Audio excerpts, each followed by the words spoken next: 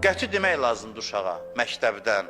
Uşağa başa salmaq lazımdır. Oğlum sən, qızım sən mütləq və mütləq kimlərləsə ixtilafda olacaqsan. Kimlərsə sənə pislik eləyəcək, kimlərsə səni anlamayacaq, kimlərsə sənə paxıllıq eləyəcək.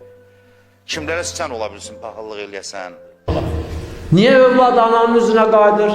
Ağır sözdür. Niyə övlad atanın üzünə qayıdır? Ağır sözdür. Çünki ağlı kəsəndən görüb ki, ata anaya təhqiramiz söz deyil. Ata ananın üstünə qışqırıb. Görüb ki, ana da atanın üstünə qışqırıb. Cəsarət edib üstünə də qışqırmasa, kuxuna da yeməyi dökəndə deyib zəhərin olsun, gətirib qoy. Bunu da uşaq eşidir. Bəzi vaxtlar məhəbbət göstərilməməli yerdə məhəbbət göstəririk. Bunlar hamısı imtihandır. O qədər sevgi var ki, orada sən küsməlisən, misal. Bəzi vaxtlar sərt söz deməlisən. Eləyə bilmirsən. Bu imtihanın da sənin.